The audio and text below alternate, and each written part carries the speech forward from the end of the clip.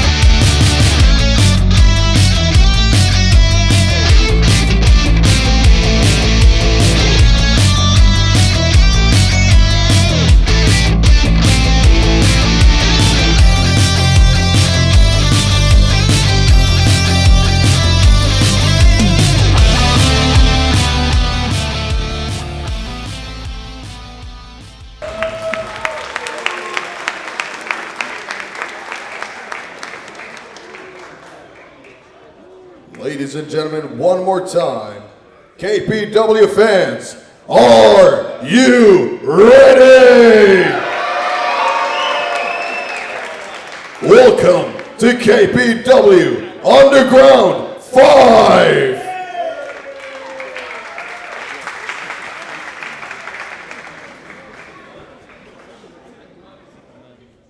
Hamada time.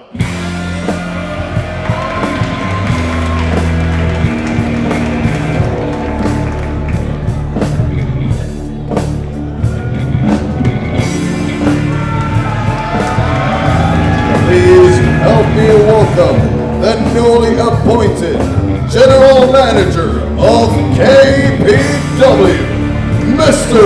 Mohammed Hamada. السلام عليكم ورحمة الله وبركاته متابعي KPW عشاق المصارعة البحرينية، حياكم الله من جديد في Underground 5. نعود لكم بعد غياب طويل، ولكن نعود بشوق كبير إلى عروض KPW في Underground نادي الرفاع، والكل متحفز لرؤية هذا الرجل محمد حمادة مدير العروض. السلام عليكم. حياكم الله في العصر الجديد. حياكم الله في Underground 5. حياكم الله في حمادة إيرا.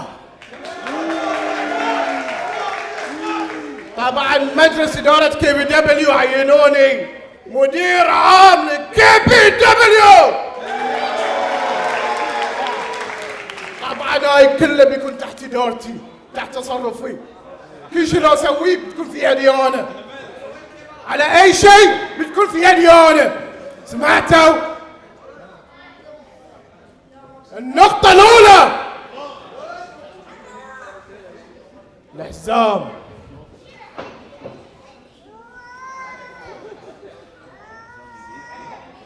لحزمة التاج تيم.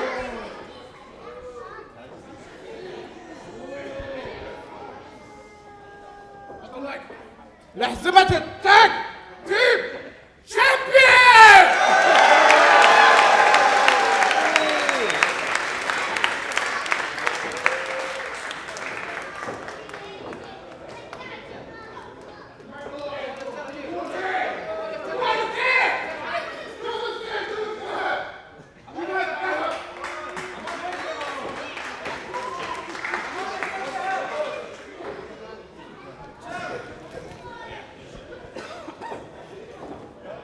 النقطة الثانية، سويت لكم باتل رويال.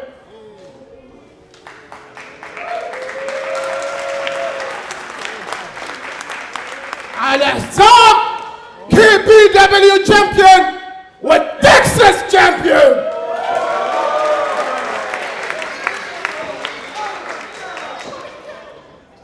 كل مصارع لكل دقيقة دش وثابته، ما يهمني كم العدد، ما يهمني كم العدد، كم مصارع بدش. والنقطة الثالثة والمهمة، كل شيء، حق كل مصارع، حق كل حكام. ضبطني وضبطك، اذا ما تسمع كلامي يا ويلك. لعبتي الغش، لعبتي التثبيطات، لعبتي الخيانات، لعبتي البخشيش.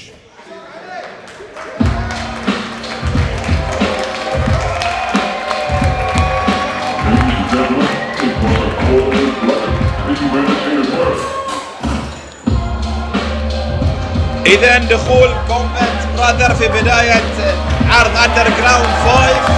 محمد حمادة يدخل بقوة لهذا العرض، يتحدى الجميع ويقدم كل جديد في عروض كي بي دبليو. يعد بالتاج تيم ويعد بالباتل رويال، ويقدم كل الخدمات للغشاشين. محمد يبدو انه يعني محمد حمادة يدخل بقوة في عالم الإدارة. أول يوم ولكن يدخل بكل قوته.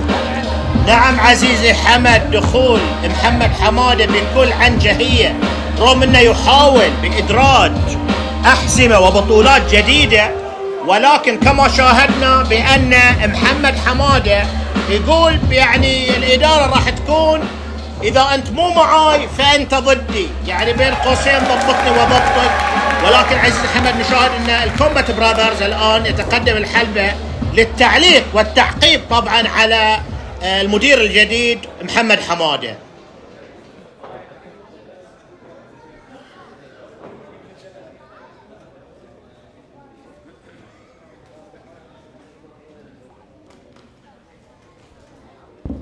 لا تعطلني مرة ثانية، فاهم؟ فوات ما في. أول شيء مستر محمد حمادة، مبروك على المنصب الجديد، The new General Manager of KPW. حيوه!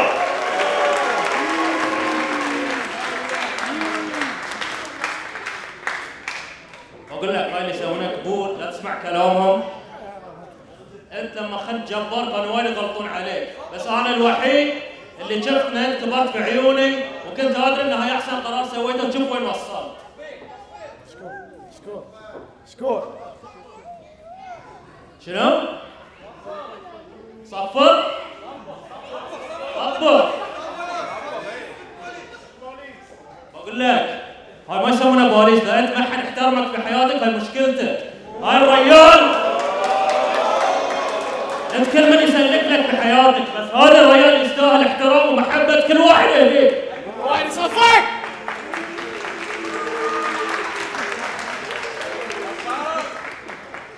زين حماده هاي حزام التاكتيم صح؟ ايه. زين احزمة التاكتيم هاي يمثلون احسن تاكتيم في كي بي دبليو صح؟ صحيح.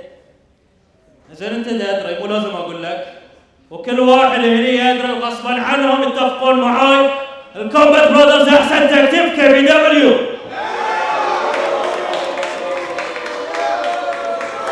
خالد كومبات وخليل كومبات.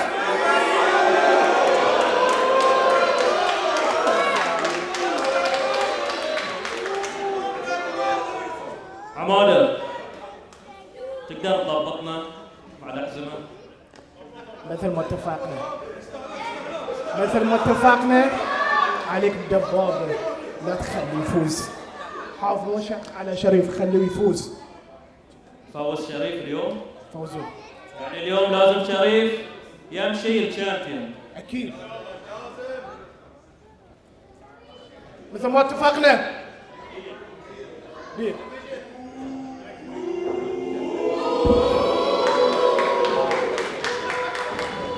إذا يعني الأخوة كومبات أكثر الفرق استفادة من وجود حمادة كمدير، وحمادة يعطي الوعود ولكن بشرط تنفيذ بعض الشروط. أخي حمد يبدو أن الشرط هو رشوة أو بخشيش لعمل الكومبات براذرز كتاك تيم شامبيون. شيء واضح أكيد، ودخول شريف بطل حزام تكساس وأيضا بطل الكينجدم برو رسلينج، البطل المتألق يدخل لنعرف محمد شنو عنده شريف في بداية العرض. تعودنا نشوف شريف في المين ايفنت في آخر لقاء، ولكن يدخل شريف في هذه اللحظات لنعرف ماذا يريد بطل كي بي دبليو وايضا بطل تكساس. اخ حمد، وجود حماده على الرينج سايد ايضا دليل على وجود صفقه مع شريف، وشريف اقوى اقوياء الشرق الاوسط الان، لابد ان سيتكلم عن الصفقه اللي مخفيه تحت الطاوله. نعم نشوف شريف.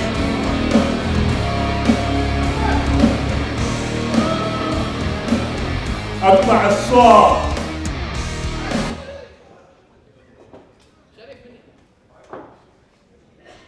كل اللي في البطولة يتمنوا الفوز، بس أنا ضامن الفوز.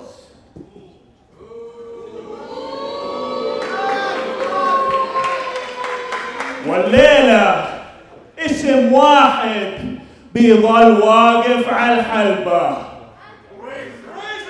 اسمه ريزر جام. إذا دخول في هذه اللحظات من الدبابة، يبدو أن هناك حدث كبير في أندر جراوند 5. دخول الدبابة بكل قوة برفقة مستر خورشيد، وثقة كبيرة أكيد من شريف بأنه هو قادر على الفوز ولا يتمنى الفوز لأنه هو ضامن الفوز، هو الوحيد الذي يتمنى الفوز. هل هي ثقة الأبطال أو غرور الأبطال؟ دائما في عروض كي بي دبليو الحلبة هي اللي تفصل بين الأبطال. الدبابة والشريف في بداية عرض أندر جراوند 5، عرض العودة الكبيرة بوجود حمادة ووجود أبطال كي بي دبليو في هذه اللحظات. محمد عزيزي حمد، لابد أن شريف قد استمع إلى الإعلان عن المين إيفنت على الحزامين، وبالتالي الآن شريف يقول أنا بكون حاضر، ولكن الدبابة يقول يرسل رسالة كلوز لاين من الدبابة. بداية نارية لأندر جراوند 5 بين اثنين من أشرس أبطال كي بي دبليو والشريف. وين راح شريف يا محمد؟ نشاهد هنا أخي حمد بأن الدبابة يقول حق شريف اطلع المكان مكاني، اليوم بتكون المين ايفنت نار على التكساس تشامبيون والكي بي دبليو تشامبيون. ولكن عزيزي حمد، حماده ذكر الى الكومبات راح يضبطون الدبابه، او بما معناه راح يضبطون الفوز الى شريف، وبالتالي نحن امام مفاجاه كبيره وخلطه بلطه راح تصير. دائما ننتظر المين ايفنت في كي بي دبليو عشان نعرف المستجدات. بدايه قويه، بدايه غير متوقعه، والجمهور يبدو جمهور كي بي دبليو محمد واقف مع الدبابه بشكل كبير. حمد، الجمهور واقف مع الدبابه، ولكن شريف هو اقوى اقوياء الشرق الاوسط وصاحب العضلات المفتوله. شريف الان يحمل الحزام منذ 730 يوم. تخيل 730 يوم، اكثر تقريبا خلينا نقول اكثر من سنتين. نعم. فبالتالي لا يمكن التساهل شنو راح يصير الليل. جمهور كي بي دبليو خلكم معانا. المين ايفنت يحمل كل الجديد. الدبابه في مواجهه شريف والمدير حماده يدير كل شيء. اليوم انا بسوي تصفيه حسابات. كنترول شغل لي مقطع شكول.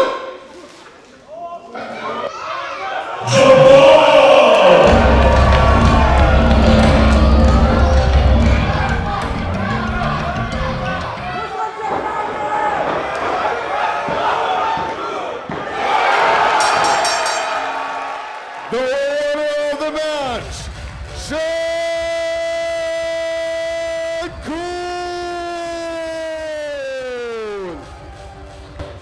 حد معصب شكول تعال. إذا حماده يصفي الحسابات مع جميع المصارعين، ودخول شنكول في هذه اللحظات يبدو أن هناك بعض تصفية الحسابات بعد الفوز على زباري في العرض الفائت. محمد حماده من البداية بادي بقوة. عزيزي حمد، نشاهد أن هذا مؤشر على أن حمادة الآن يريد استخدام السلطة مسك سلم عليهم. يلا يلا للعب أدوار انتقامية، بدل من الإدارة يحاول تصفية الحسابات والانتقام من الناس اللي مو معاه ما يحبهم أو ما يمشون على رايه، وما احنا عارفين شنو راح يعمل مع شنكول. نعم، يبدو ان شنكول محمد راح يدفع الثمن. شنكولو،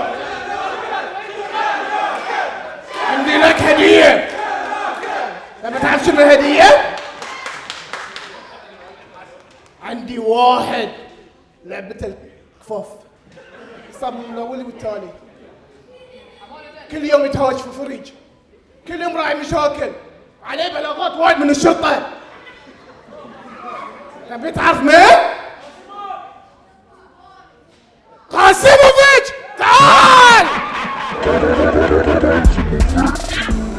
اوه، رجل العصابات يعود من جديد ويدخل في اندر جراوند 5 مواجهة من؟ شنكول. خلونا نشوف.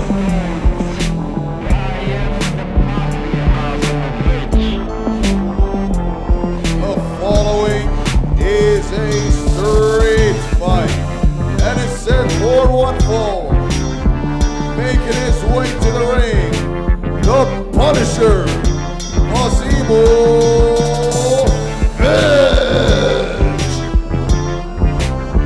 دخول قاسيموفيتش لمواجهة شنكول. محمد قاسيموفيتش يدخل بكل لوازم تحطيم شنكول. قد تكون هاي المواجهة الأخيرة لشنكول في عالم KBW. مواجهة قد تكون يعني صعبة وقوية وعنيفة على شنكول فقط لأنه فاز على ذا جريت زباري. عزيزي حمد، حمادة هنا في محاولة. مثل ما اتفقنا، ها؟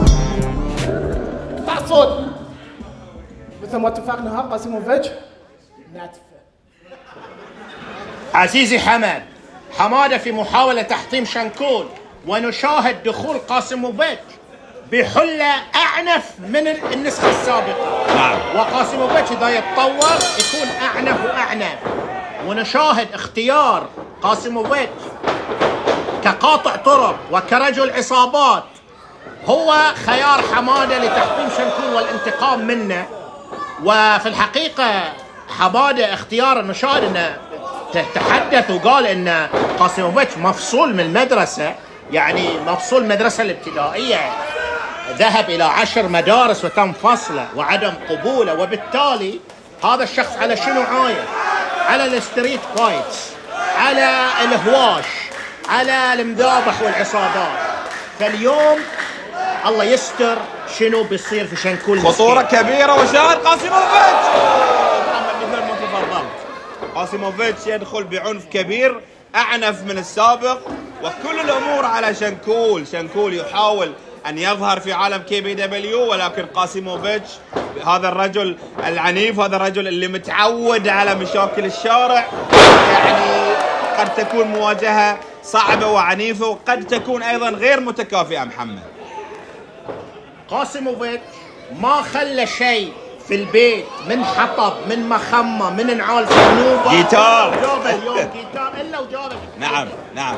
يوم أسود ينتظر شنكول، كما نشاهد أعزائي المشاهدين استهزاء من قاسموفيتش على شنكول. ولكن ننوه أخ حمد بأن شنكول فاز على ذا جريت زباري، المصارع الذي لا يستهان به، وتدرب في أمريكا وتدرب في البحرين أيضا، وبالتالي كل شيء ممكن أيضا حتى لو كان المصارع الخصم شنكول. وهذا الشيء اللي حمادة مو قادر يفهمه، ان شنكول اليوم ممكن يحدث المفاجأة أيضا. نعم، قاسموفيتش محمد يستخدم كل شيء موجود، والزنوبة الصفراء في هذه اللحظات ضربات قوية على ظهر شنكول وعنف كبير منذ بداية هذا اللقاء، منذ بداية العرض، يعني يدخل بعنف كبير، ويعني الله يستر على شنكول.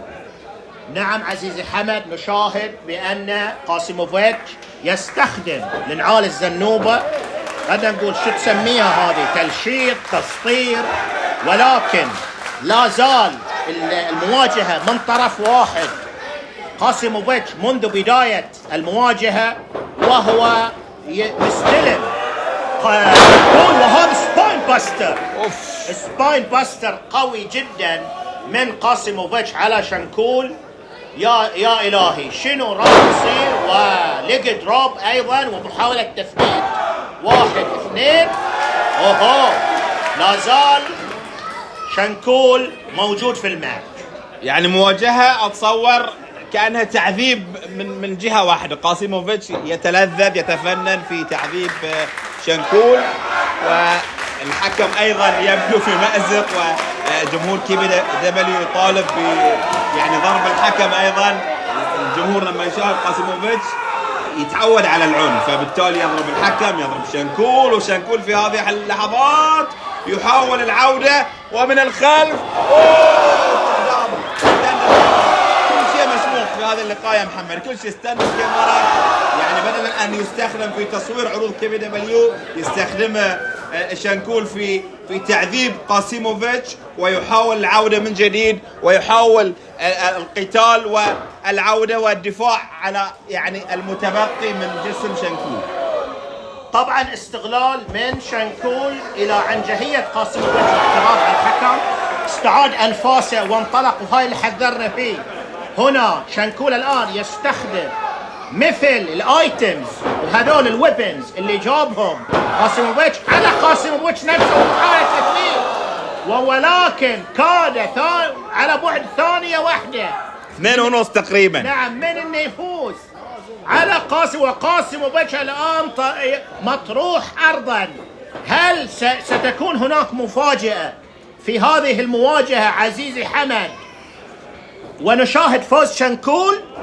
رجعنا محمد إلى تقريبا نقطة البداية. هناك تكافؤ كبير في هذه اللحظات بين المصارعين. قاسموفيتش على الأرض يحاول النهوض، وشنكول يترنح في هذه اللحظات.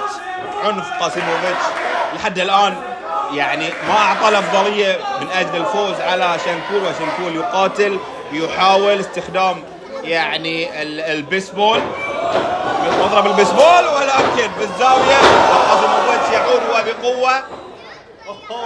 كما شاهدنا عزيزي حمد بأن محاولة من شنكول لاستخدام البيسبول بات، مضرب البيسبول، وهي أداة قوية جدا. يعني هذا يصير شخص على راسه خلاص يغمى عليه، ولكن استطاع قاسموفيتش من اكتشاف ذلك وتوجيه بيج بوت قوية على قاسموفيتش، والآن هو اللي يستلم البيسبول بات، ويبدو وكأن هذا انتهت الأمور يا محمد، انتهت لمصلحة قاسموفيتش. يعود ويسيطر على اللقاء بشكل كبير، بشكل عنيف، تعنيف كبير في هذه المواجهة الأولى. قاسموفيتش 1 2 خلاص. قاسموفيتش انتصر انتصار كبير وعنيف في نفس الوقت.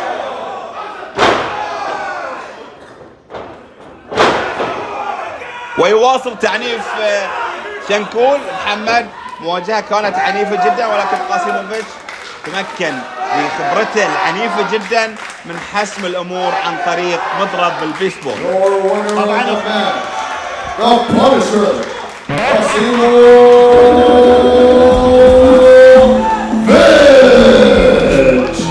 طبعا اخوي حمد مواجهة مشرفة للأخ والمصارع شنكول، بأن قدر يواجه قاسموفيتش ويكون له ند قوي، ولكن قاسموفيتش يعني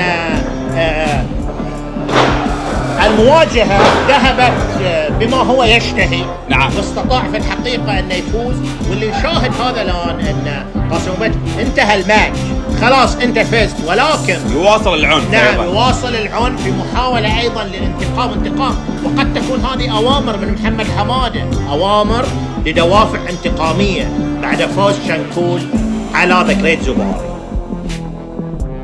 مبروك انك صرت مدير الكي بي دبليو، بس اعتقد القرار في وايد واسطات. ما في وسط اخوي. اي شنو تشوفوا فيك الكي بي دبليو عشان عندي لك كلمة، شنو شافوا فيك؟ عندي كان لي لك كلمة، اسمع زين. سمعك ترى يسمع في المايك. اسمعني زين. انت ويا جمهورك كامل. الاسبوع الجاي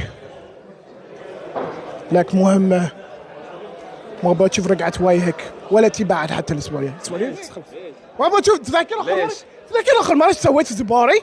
فشلت. شنو سويت فيه؟ شنو سويت؟ فشلت في السوشيال ميديا.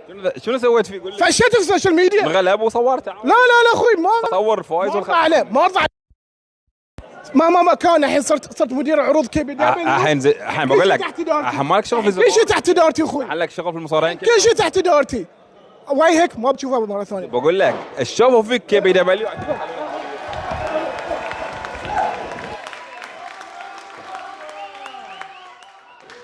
إذا أعزائي المشاهدين، سيداتي آنساتي سادتي، أرحب بكم مجددا وعودة زميلي حمد الشملان بعد مقابلة مثيرة للجدل مع محمد حمادة إلى طاولة التعليق. فألف مرحبا فيك أخوي حمد. ونشاهد يعقوب ببرنامج جديد، يعقوب شو. Ladies and gentlemen, please help me welcome يعقوب.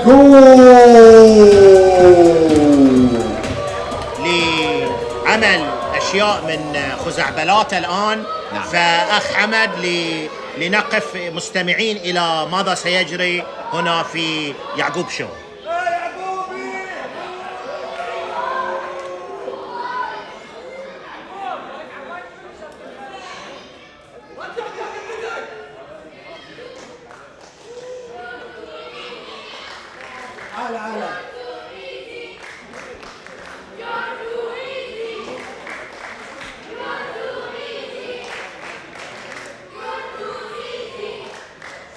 تقولنا صوتكم يجيب العرف صح؟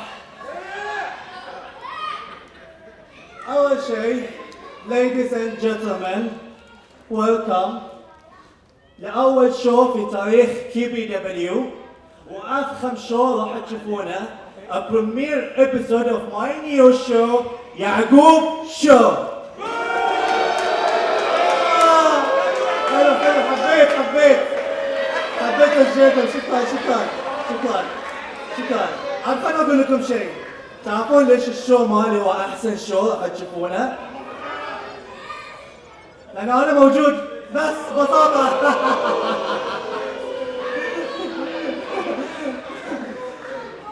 اوكي كذا.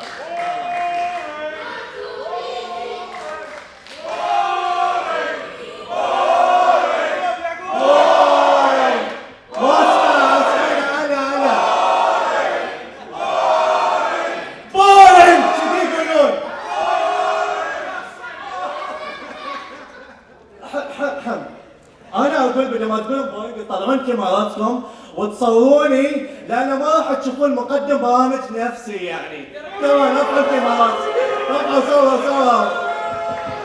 شكرا يعني وانتم صراحه جمهور خطير عجيب الصراحه. المهم خلونا لا نطول. لا تويست نو مور تايم.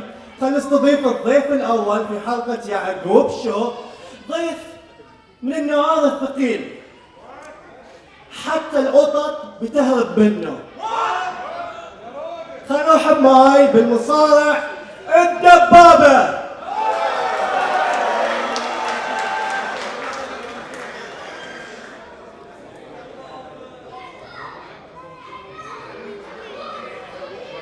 ما اسمع. شنو؟ اوكي وبعدين؟ Shut up! You shut up!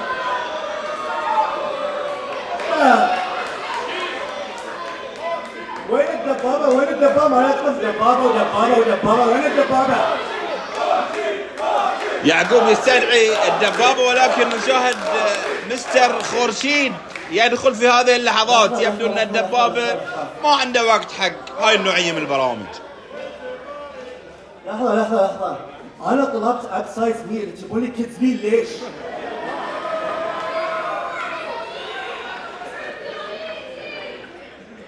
يلا ما علي.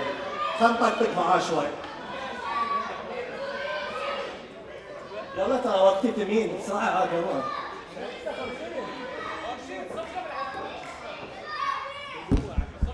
رفاع العز. مسيكم بالخير يا جماعة الخير. حبيبي والله. أنا الأستاذ خورشيد، مدير أعمال الدبابة البشرية وخبير في مجال المصارعة الحرة 20 سنة. لحظة قلت مدير؟ أنت شفت وجهك؟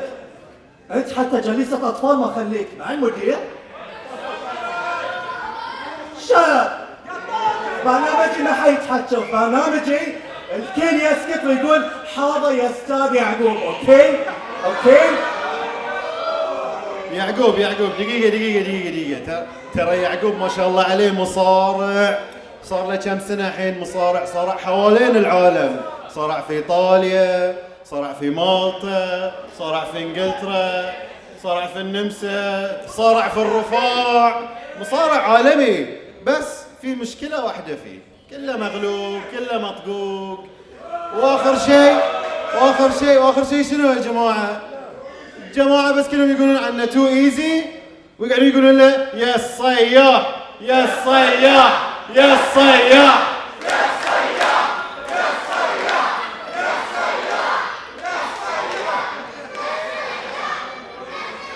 يعني أنا قلت لكم صوتكم يبي العرف، بعد تستمرون يعني استحوا عليكم شوي. أنت تعال لا تخليني أخيس حلجك الحين، أوكي؟ زين؟ على طول حلجك أنا عندي شيء لك سؤال. بما أن أنت برنامج مضيف معاي لازم أعطيك شوي من كلام الضيافة، أجيب لك وجبة. تعجبك وايد ترى. هاكونا متاتا، حكما لها ذي. انت تيمون وانت بابا بومبا. احترم نفسك، ها؟ احترم نفسك. ايش فيك؟ انا قاعد اتغشمر معاك. زين تعال انا طلبت الدبابه ايي، ابي اتنافس معاه مره ثانيه، لان في الماتش الوحيد اللي انا معاه غلبني بالغش بمساعدتك، تذكر ولا لا؟ فأبي أعيد الماتش معه وأثبت للكل أنه هو لعبة. يا تيمون وبومبا هاكونا متاتا. ضحكوا له يا جماعة، ضحكوا له. إذا أنا تيمون والدبابة بومبا، عيل أنت تطلع السبال رفيقي.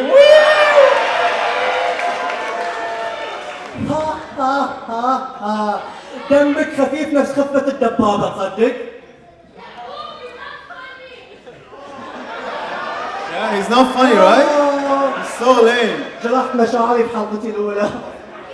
شرب يشرب. إذن هذا أنا خلاص تمللت. أنا تمللت. حاكم عن موضوع الدبابة. قول لهم إن أنا محتاجة. وسألهم عن الدبابة، لأن حتى أنا مالي خلق أسألهم ولا شيء. سألهم يا جماعة الخير، انتوا تفضل. عبالكم دبابة عنده وقت عشان يجي حق يعقوب ويقعد يسولف وياه عن سخافته. دبابة عنده بطولة الليلة، لازم يصارع شريف البطل مالنا، ويقعد ويا سخافتك البايخة يا يعقوب. ما حد فاضي لك، ما حد عنده وقت عشان يشوفك يا يعقوب. انت اللي شنو تو ايزي. شنو؟ وين؟ شنو صاير؟ هجوم من الخلف، هجوم غير متوقع من يعقوب على خورشيد.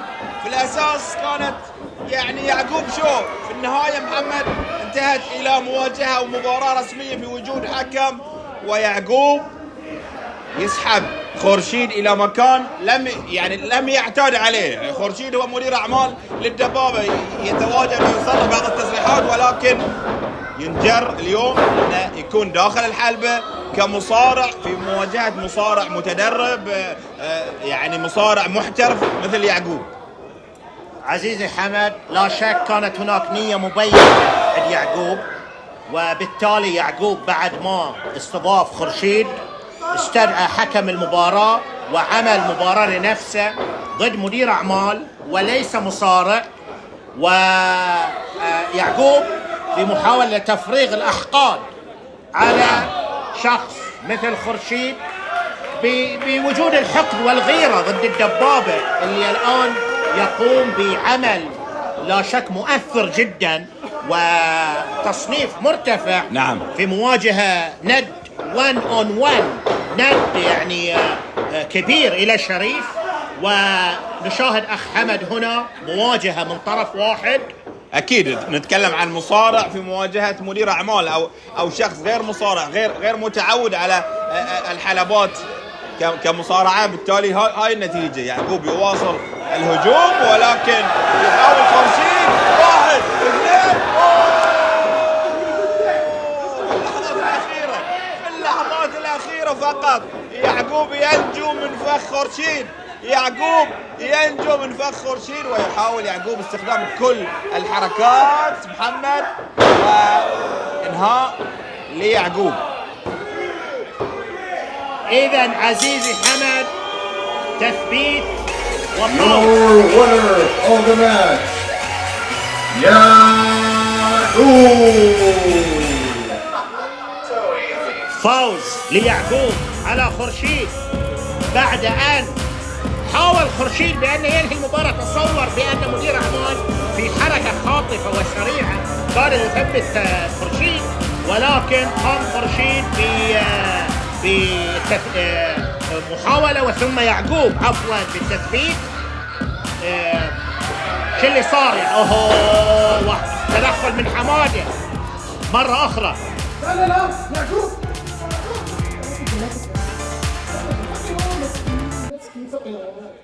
طق يدي شوف حبة ذرة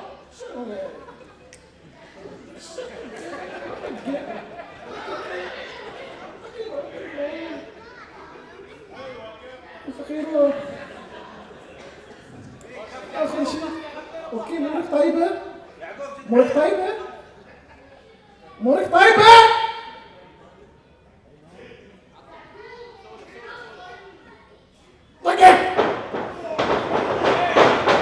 اذا حماده يواصل لبدايه يعقوب.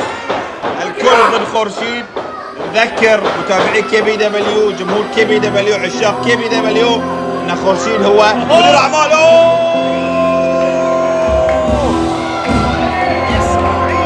اسماعيل الحي الميت ودخول غير متوقع يا محمد. اسماعيل يدخل في هذه اللحظات لمواجهه ظلم حماده وغدر يعقوب. حمادة هنا يؤكد بأن أي شخص ما يمشي على مزاجه راح يحطمه، وبالتالي إسماعيل في دخول لمواجهة حمادة ويعقوب ويقول لهم أنا مو وياكم من الآخر، وعلامات خوف على ملامح حمادة إسماعيل الحي الميت المخلوق الغريب والذي لا نعرف إن كان من البشر أو لا. وخلنا نشوف يا حمد مش راح يصير. مواجهات اسماعيل، محاولة يعقوب وضربة خاطئة. يعقوب ينقلب السحر على الساحر في هذه اللحظات، واسماعيل الحي الميت جوك سلام يحاول ويصطاد يعقوب والى خارج الحلبة. محمد في النهاية القوة تكسب في النهاية، ولكن يبدو ان يعقوب يحاول ان يقوم بردة فعل، ولكن تبدو ردة الفعل هي الخروج من ميدان الحلبة. ومحمد حمادة اسماعيل الحي الميت يريد ايضا ان يصاب في بعض الحسابات مع المدير الشرس، المدير القوي، المدير الذي يعني مثل ما تفضلت يختار الاصدقاء ويختار الخصوم. وسيستر ابيجل في هذه اللحظات باتجاه محمد حمادة. يوم اول حافل لمحمد حمادة في التصريحات وحافل ايضا في الحركات يا محمد. أخ حمادة يحاول يثبت نفسه بأي طريقة، ولكن مو بهالسرعة يا محمد يا حمادة. مرة واحدة دش على المصارعين يحاول يفرض نفسه، وهذه كانت النتيجة. فإسماعيل الحي الميت الآن يبعثر يعقوب ويبعثر حمادة، ونشاهد عملية هروب من يعقوب وترك حمادة وحيدا، ولذلك نقول بأن من حفر حفرة لأخيه وقع فيها أستاذ حمد. وبالنسبة حق هروب يعقوب، في مثل محمد ذكرني فيه يقول الهروب نص الرجولة، بعض الأوقات الرجولة كاملة.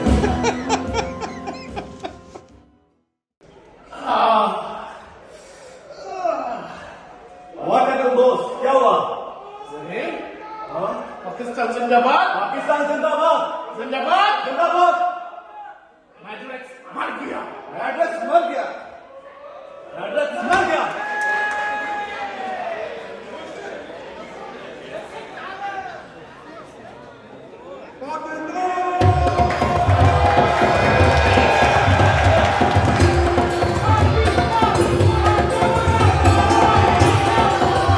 The following match is set for one fall. On his way to the ring, from Pakistan, Zamil Bhaiya. إذا المفاجآت لا تتوقف في عرض أندر جراوند 5. عودة زميل بيا مرة أخرى للعروض، وانتقام حمادة متواصل. مواجهة بين زميل بيا ومدركس. محمد حمادة اليوم يضع كل طاقته في هذا العرض، ويحاول أن يضع فريقين، فريق أصدقاء وفريق أعداء. محمد حمادة يحاول الآن خلط الأوراق واستخدام زميل بيا لغرض انتقامي مرة أخرى من مادريكس، ويقول له مرقية، بما معناه مرقية يعني عملية إنهاء من الحياة. نعم. يقوم بها زميل بيا على مادريكس، تصفية حسابات، ويبدو أن الدور الإداري إلى حمادة هو تصفية خصومه وتصفية الحسابات، ولا شك الآن بأن مادريكس هو القادم إلى الحلبة عزيزي حمد، ونحن أمام مواجهة قوية جدا.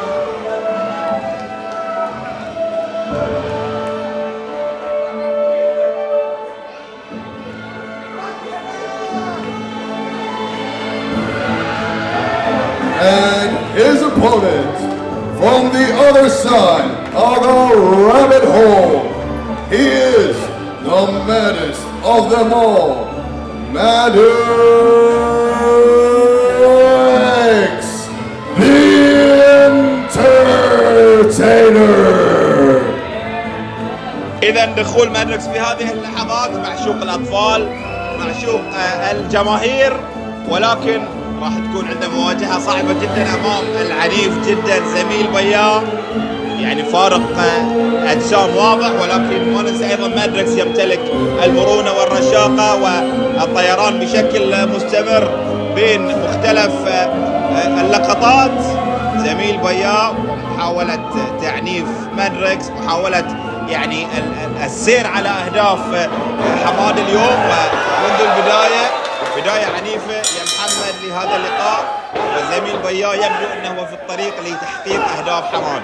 عزيزي حمد، طبعا من الخلف زميل بيا يباغت مادريكس، وهذه تنفيذ لأوامر حمادة بإنهاء مادريكس، وبالتالي لا يوجد هناك أي وقت إلى زميل بيا لتنفيذ مهامه باستخدام من الإدارة. ونشاهد ضربة هنا قوية جدا كبداية إلى موجهة إلى مادريكس في محاولة لإنهاء المواجهة بأسرع ما يمكن، وعمل أكبر دامج على جسم مادريكس من زميل. وهنا عزيزي حمد ايرش ويب من زميل يقوم نعم بأن مادريكس يمتلك الرشاقة. إذا هل هذه عبارة عن ليست عودة عزيزي حمد إلى المواجهة. لا زال زميل بيا حاضر، لا زال زميل بيا مسيطر، والله يستر شنو راح يصير في هذه المواجهة. محاولة تثبيت 1 2، ولكن مادريكس موجود يا محمد. كل واحد عنده يعني ميزات مختلفة عن الآخر. زميل بيا يتميز بطول القامة والقوة، ولكن مادريكس أيضا يمتلك الرشاقة والمرونة والحركات وخفة الحركات. زميل بيا يحاول أن يعني يستخدم كل ما هو موجود حول الحلبة للفوز. أكيد يعني كمصارع باكستاني مضرب الكريكت شيء رئيسي، ويحاول هل ينهي المباراة، ولكن حكم اللقاء يتدخل ويسحب المضرب. لو استخدمه زميل بيا لكان اللقاء انتهى لمصلحة مادريكس.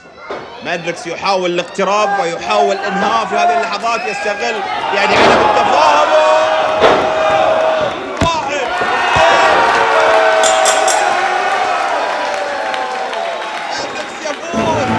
Here's your winner, Madrix the Entertainer. إذا انهاء مميز يستغل سوء التفاهم بين حكم اللقاء وزميل بيا، ومادريكس ينهي الأمور، وإحباط كبير في هذه اللحظات أكيد لمحمد حمادة. Ladies and gentlemen, this is the moment that you all been waiting for. This is the main event of this evening.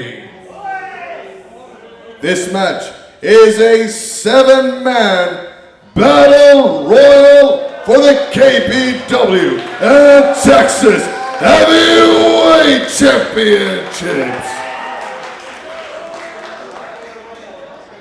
The following is number 1 will start the match, and number 2 entering. The only way to win is by pinfall or submission. Every 1 minute a new superstar will join the ring. The winner of the match will be declared the winner and the new Texas and KBW Heavyweight Champion. وصلنا معاكم عشاق KBW في عرض اندر جراوند 5 الى المين ايفنت، اهم حدث واهم لقاء اللي ينتظر الجمهور الحاضر والمتابع. دخول الدبابة. Entering number 1, the Human Tag,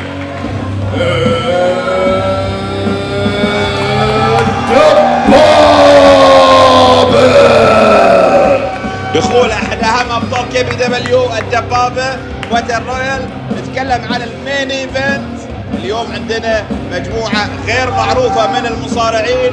يدخل الدبابة يواجه مصارع، اي مصارع يتم تثبيته يخرج وتتواصل المواجهة ويتواصل اللقاء. الدبابة اكيد راح يحاول بكل قوة ان يفوز بلقب تكساس ولقب KBW. يدخل كأول الأسماء، أكيد متأهب جاهز لمثل هذه المواجهات. واحد من الأبطال المحبوبين من قبل جماهير KBW، قوة وضخامة وأيضا في نفس الوقت رشاقة في أداء الحركات.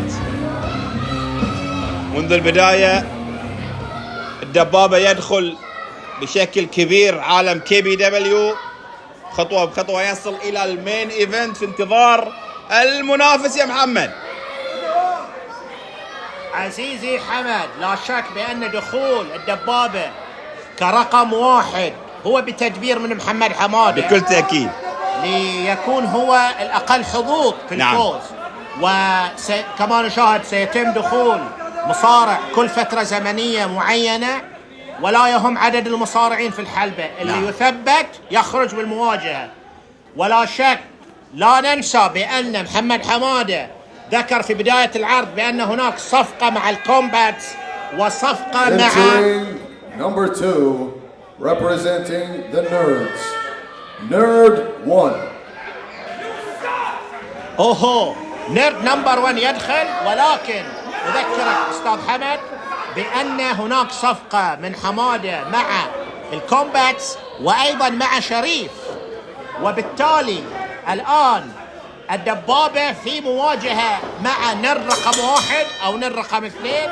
ولكن بعد فترة زمنية معينة سيدخل مصارع آخر. نعم. وقد نشاهد يعني تمكيسة ميكس من حمادة يناسب الهدف اللي يحاول يوصل له. ستكون مواجهة دموية، مواجهة قوية.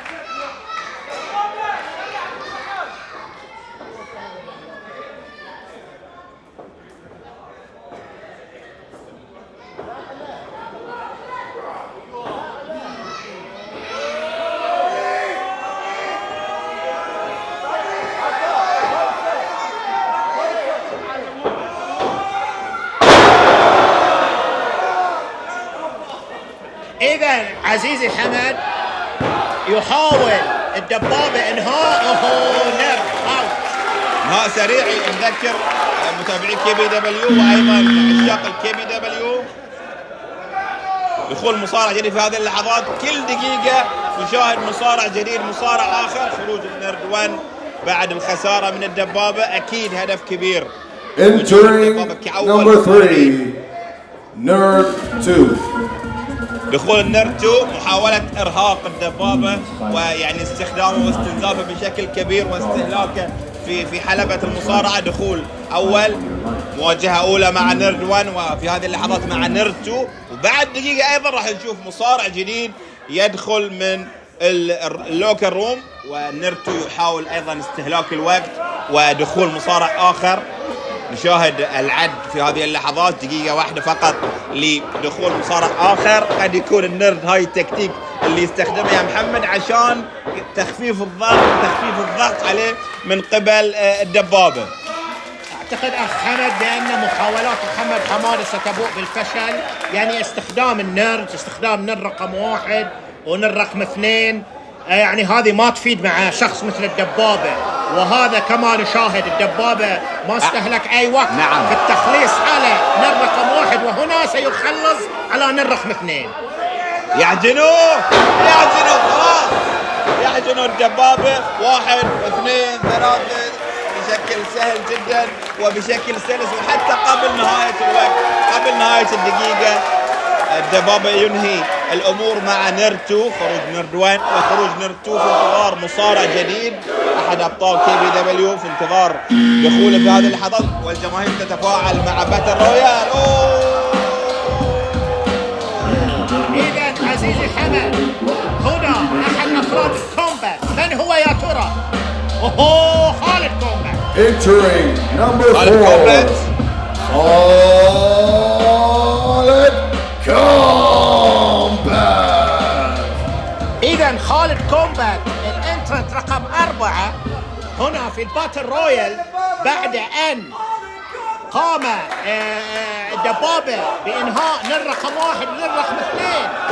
وعزيزي الوقت الآن مستمر، مثل ما يقولون الكلوك از كاونتينج، والمحاولة لتضييع الوقت أمام الدبابة. طبعا خالد كومبات كأحد المجرمين وكأحد أكبر الغدارين والمكارين في عالم كي بي دبليو يمكن عنده فكر بأن مواجهة the largest athlete in the Middle East الدبابة 290 كيلوغرام و210 سنتي هو صعب عليه، وبالتالي هناك مكيدة الآن قد تحاك بعد أن شاهدنا بأم أعيننا بأن حمادة بنفسه قال إلى خالد كومبات ضبطني وضبطك وسووا اللي أقول لكم عليه علشان تكونوا التاج تيم تشامبيون. وهذا خالد كومبات ينفذ الأوامر، ولا شك الآن دخول شخص لتستمر هذه المؤامرة.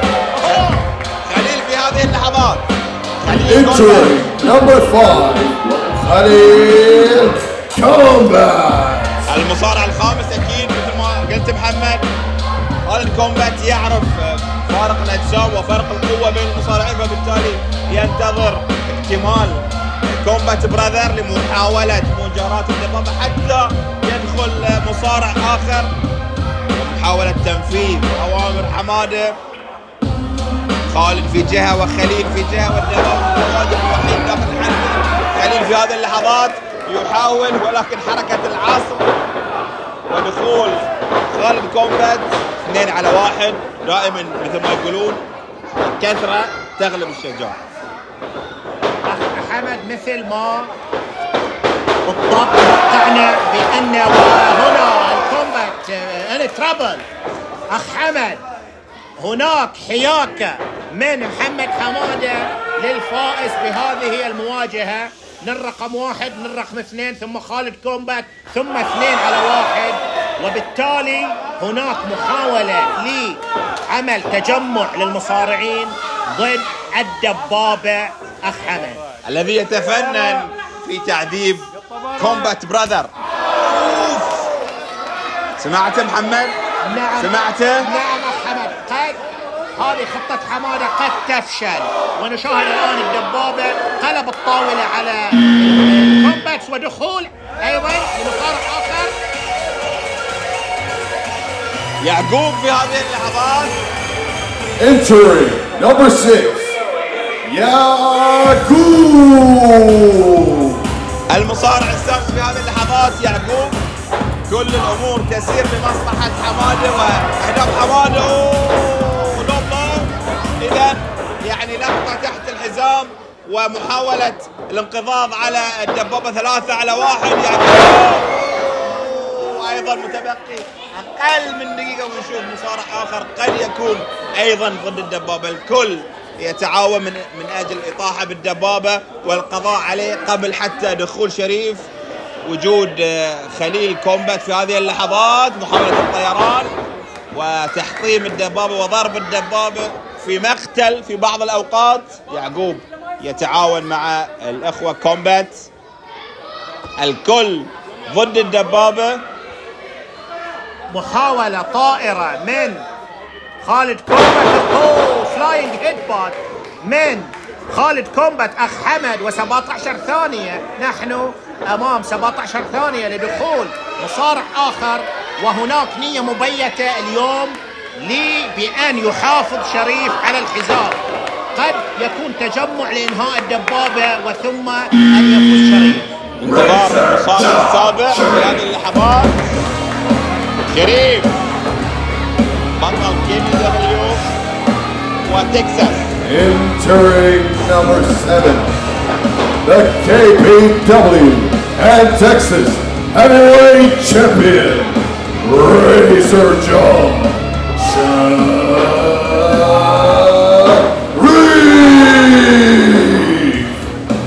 دخول شريف في هذه اللحظات لمحاولة إنهاء الأمور.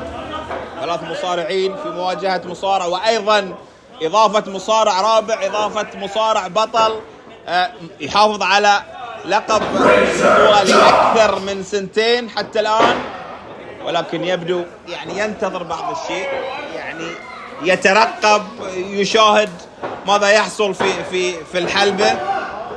أخ حمد انكشفت اللعبة بأن يتجمع هؤلاء المصارعين لإنهاء الدبابة وثم يحافظ ريزر جو شريف. 1 2 ولكن يعقوب أكيد. إذن أخ حمد هنا حصل الخلاف. نعم، لأن الفائز في هذه المواجهة سيكون هو البطل، وبالتالي هناك أيضا قد يكون نية لهؤلاء المصارعين. كما نشاهد هنا سيقع حمادة الآن في الفخ. نسى حمادة أن هذيل الأشرار كل واحد فيهم يقول نفسي والكومبات براذرز، وتوجيه لكمة قوية مشتركة على يعقوب. وهنا الدبابة يمتلك أنفاسه مجددا وقد تجري الرياح بما لا تنتهي السفن يا حمادة. الدبابة دبل شوت سلام من الدبابة باتجاه الأخوين كومبات. الآن يمتلك زمام الأمور الدبابة، يحصل راس يعقوب. أكيد الدبابة نحو الانتقام من أجل محاولة الفوز بالألقاب اليوم. ولا زال أيضا الشريف متواجد ولكن خارج الحلبة يترقب. بطل KBW يترقب ماذا يحصل داخل الحلبة ويحاول يعقوب. الدبابة في الطريق نحو مواجهة شريف، ولكن عليه أن ينهي الأمور مع 3 مصارعين. بعد ذلك يواجه بطل KBW. هنا يا حمد نحن أمام مشكلة، بأن لو جاءت الأمور كما يشتهي حمادة وأخرج هؤلاء الدبابة، سيكون هناك مشكلة بأن هؤلاء المصارعين قد يفوزون أيضا بالكي بي دبليو تشامبيون والتكساس تشامبيون، سيكون المواجهة ضد شريف أصلا.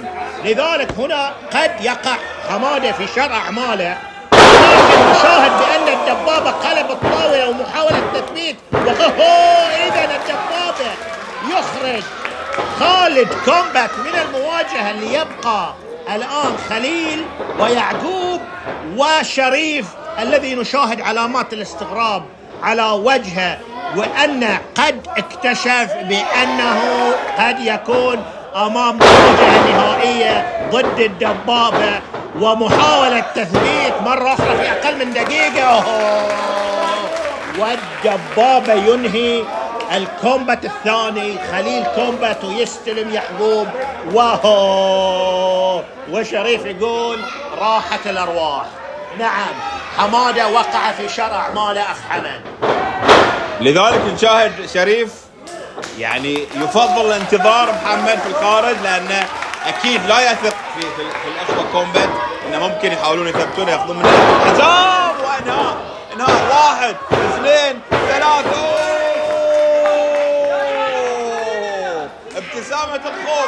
ابتسامة الخوف في وجه شريف اللي خلاص راح يواجه الدبابة الآن من أجل حزامين، حزام تكساس وحزام كي بي دبليو. في هذه اللحظات الدبابة لا زال يواصل التواجد في الحلبة ويحاول الانسحاب. محمد معقولة البطل ينسحب في هذه اللحظات؟ البطل يغادر.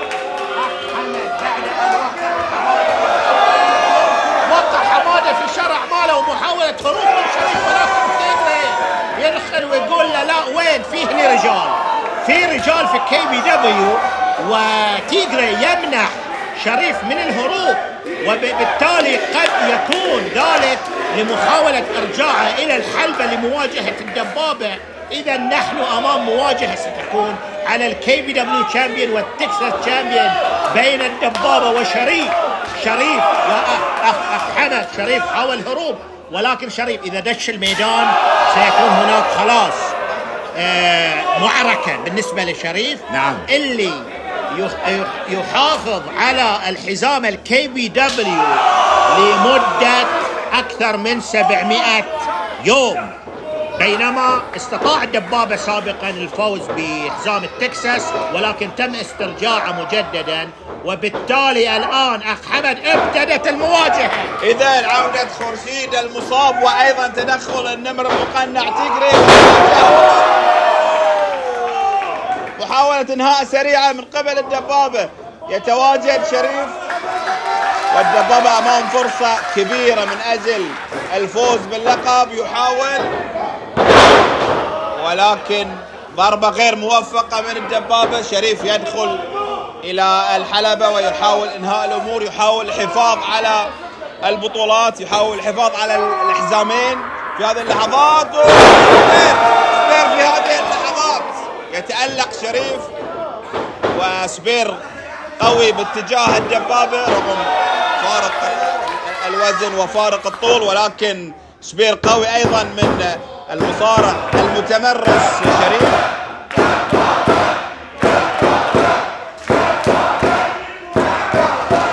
إذا أخ حمد كانت هناك محاولة تثبيت بعد تنفيذ سبير قوي، ألا وهو نطحة قوية نعم في منتصف جسم الدبابة، وكأن شريف الآن يعود إلى الجو المباراة ويدخل جو المباراة. والآن شريف لم يعد شريف الذي حاول هروب، خلاص شريف اللي حاول هروب انساه. شريف دش المواجهة الآن وفي محاولة للحفاظ على الحزام. إذا شريف الآن أمام واقع بأن خطة محمد حمادة فشلت، وهذه فروغ سبلاش قوي جدا ومحاولة تثبيت وواحد اثنين، ولكن الدبابة يقول وين؟ يقول لا. الدبابة يقول لا. إذا حمد المواجهة تستمر والجمهور في محاولة لتشجيع الدبابة ولكن شريف لا زال هنا. اوه شريف يقول خلاص اخ حمد دعنا نشاهد اخ حمد ما الذي يجري. يقاوم الدبابة في هذه اللحظات، وشريف يحاول انهاء محاولة من على الحبل الثالث، ولكن الدبابة يحاول النهوض والقيام ومحاولة انقاذ الموقف ومحاولة الفوز بهذا اللقاء. ماذا سيحدث يا محمد؟ ماذا سيحدث يا جمهور كي بي دبليو؟ عزيزي حمد سوبلكس سوبلكس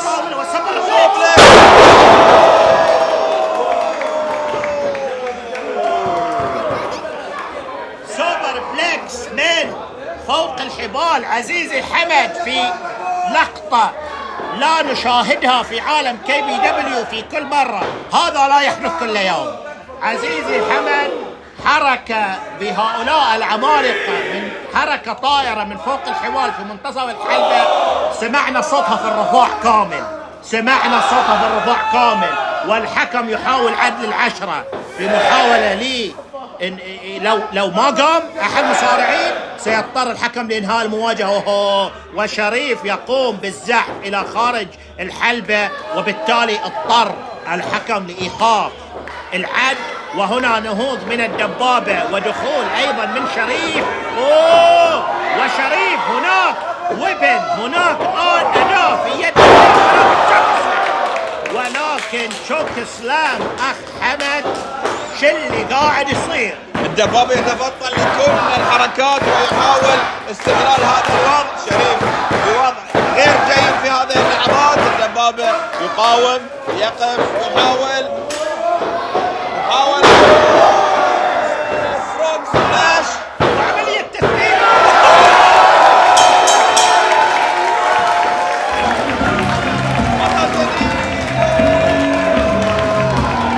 Ladies and gentlemen, here's your winner and new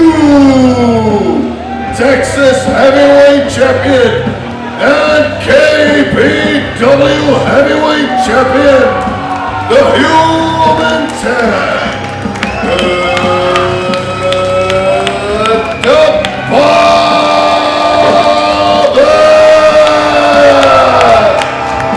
إذا الدبابة البشرية هو بطل جديد لكي بي دبليو، وأيضا بطل تكساس حزامين في لقاء واحد. كي بي دبليو محمد، شو اللي صار في هاي العرض؟ إذا يا حمد باختصار شديد، الدبابة أنهى حقبة طويلة من سيطرة شريف على خارطة المصارعة في الوطن العربي، وأقوى أقوياء مصارعي الشرق وصاحب العضلات المفتولة. أصبح الآن انتهت حقبة طويلة. هنا تاريخ 14 نوفمبر 2025، منطقة الرفاع، نادي الرفاع، أندر جراوند جيم. سجل يا تاريخ. الدبابة ينهي 700 بلاس داي. ما تستاهل ولا شيء تستاهل. الحسابين وين في يدك اصلا؟ ما يصير. نعم ما يصير، تحت ادارتي ما يصير.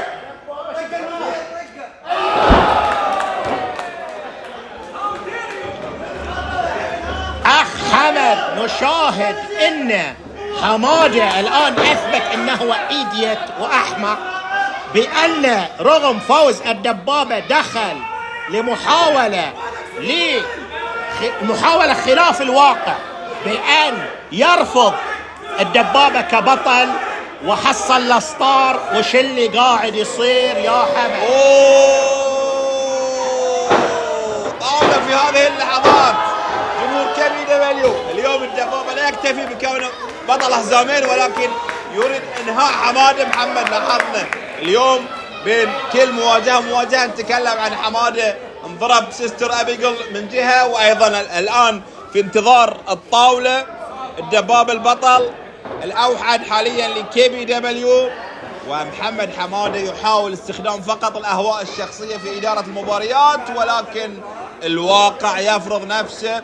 ويبدو ان حمادة بخلاف الامور النفسية وتأثره بخسارة الشريف للحزامين راح يتلقى هدية جميلة جدا. شنو هي يا محمد؟ نهاية دراماتيكية إلى أول يوم دوام لمدير كحمادة، نهاية سنفور شجاع، نهاية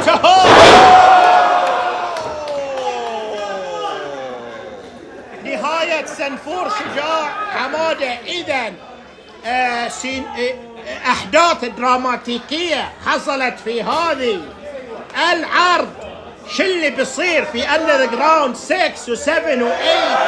بداية نارية لمحمد حمادة كمدير. شو اللي قاعد يصير؟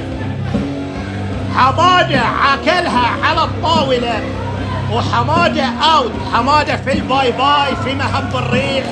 ويبدو اننا عزيزي حمد في الاسبوع القادم في اندرجراوند 6 سنكون امام عرض خرافي اسطوري بعد كل هذه الاحداث الدراماتيكيه. الدبابة البشرية ينهي هذا العرض بشكل مميز، حزامين، ويقول حق حمادة تصبح على خير. جمهور KBW استمتعنا وياكم بمفاجآت كبيرة في هذا العرض، بطل جديد في هذا العرض، مواجهات واعلانات مميزة في اندرجراوند 5. على امل اللقاء بكم في اندرجراوند 6.